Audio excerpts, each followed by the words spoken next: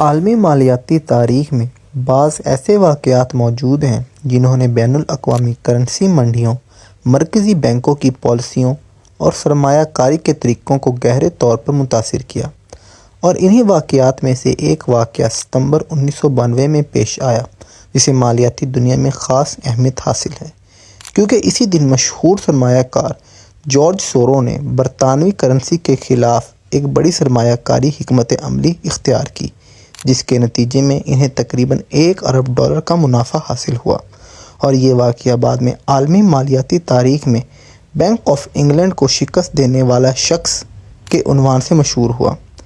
George Soros 12 اگست 1930 کو Hungary کے شہر بوڈاپیسٹ میں پیدا ہوئے۔ ان کا اصل نام گیورگی شوارٹز تھا۔ ان کا بچپن یورپ کے ایک ایسے دور میں گزرا جب دوسری عالمی جنگ کے اثرات پورے خطے پر نمایاں تھے۔ جنگ کے بعد وہ برطانیہ منتقل ہوئے، جہاں انہوں نے لنڈن اسکول آف اکنامکس میں تعلیم حاصل کی، اور یہاں انہوں نے مشہور فلسفی کارل پوپر کے نظریات سے بھی متاثر ہو کر معاشیات اور فلسفے کا مطالعہ کیا۔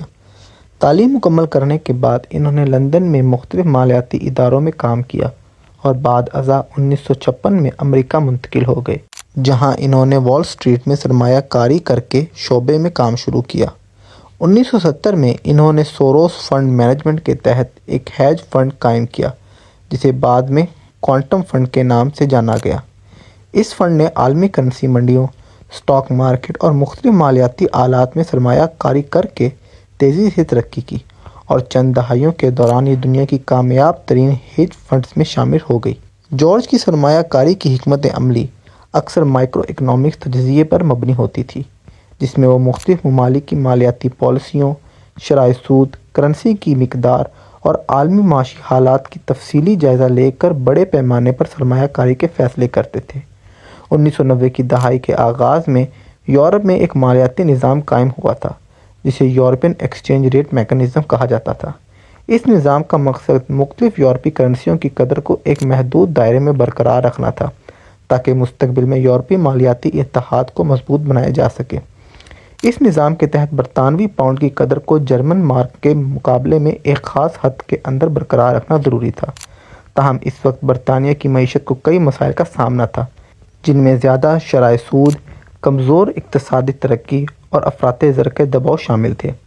ان معاشی حالات کی وجہ سے بہت سے مالیاتی تجزیہ کاروں کو لگتا تھا کہ برطانوی پاؤنڈ کی مقررہ قدر کو برقرار رکھنا مشکل ہو جائے گا۔ جارج اور ان کی ٹیم نے انہی معاشی عوامل کا تفصیلی جائزہ کیا، اور یہ نتیجہ اخذ کیا کہ برطانوی پاؤنڈ کی قدر حقیقت میں زیادہ ہے، اور حکومت کو بالآخر اسے کم کرنا پڑے گا۔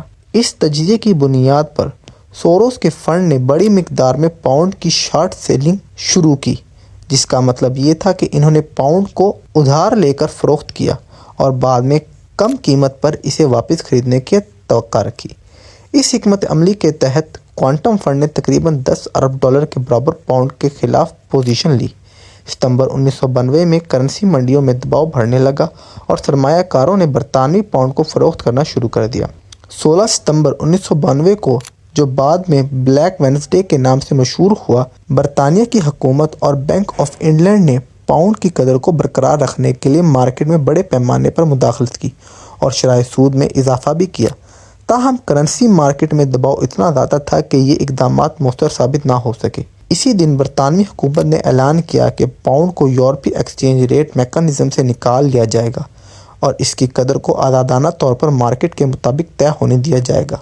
اس فیصلے کے فوراً بعد برطانوی پاؤنڈ کی قیمت میں نمایاں کمی آ گئی، کیونکہ جارج سوروس اور ان کے فنڈ نے پہلے ہی بڑی مقدار میں پاؤنڈ فروخت کر رکھے تھے۔ اس لیے جب انہوں نے کم قیمت پر اسے واپس خریدا تو انہیں بہت بڑا منافع حاصل ہوا۔ مالیاتی رپورٹس کے مطابق اس ایک دن کے دوران سوروس کے فنڈ کو تقریباً $1 ارب کا فائدہ ہوا، جبکہ مجموعی طور پر اس حکمت عملی سے انہیں اس سے بھی زیادہ منافع حاصل ہوا تھا۔ اس واقعے نے عالمی مالیاتی منڈیوں میں بڑی توجہ حاصل کی، کیونکہ اس سے یہ ظاہر ہوا تھا کہ بین الاقوامی کرنسی منڈیاں کس طرح بڑی سرمایہ کاری حکمت عملیوں اور معاشی پالیسیوں کے درمیان تعامل سے متاثر ہوتی ہیں۔ بلیک وینسڈے کے بعد برطانیہ نے اپنی مالیاتی پالیسی میں تبدیلیاں کی اور آزادانہ شرح مبادلہ کے نظام کو زیادہ اہمیت دینا شروع کر دی۔ بعد کے برسوں میں برطانوی معیشت میں استحکام آیا اور شرح سود اور افراط زر کے کنٹرول میں بھی بہتری دیکھی گئی۔ جارج اس واقعے کے بعد عالمی مالیاتی دنیا میں ایک نمایاں شخصیت کے طور پر مزید مشہور ہو گئے۔ انہوں نے اکثر ایک ایسا سرمایہ کار کے طور پر بیان کیا جاتا ہے جو مائیکرو اکنامکس تجزیے کی بنیاد پر بڑی کرنسی پوزیشن لیتے ہیں۔ بعد کے سالوں میں انہوں نے مختلف عالمی مالیاتی معلومات پر بھی سرمایہ کاری کی اور ساتھ ہی فلاحی سرگرمیوں کے لیے اوپن سوسائٹی فاؤنڈیشنز کے ذریعے مختلف منصوبوں کی حمایت بھی کی۔ مجموعی طور پر 1992 کا یہ واقعہ عالمی مالیاتی تاریخ میں ایک اہم مثال کے طور پر دیکھا جاتا ہے، کیونکہ اس نے کرنسی منڈیوں، مرکزی بینکوں کی پالیسیوں اور بڑے سرمایہ کاروں کے کردار کے بارے میں اہم سوالات کو نمایاں کیا، اور یہ ظاہر کیا کہ معاشی پالیسیوں، مارکیٹ کے دباؤ اور سرمایہ کاروں کے فیصلے کے درمیان تعلق کس طرح عالمی مالیاتی نظام کو متاثر کر سکتا ہے۔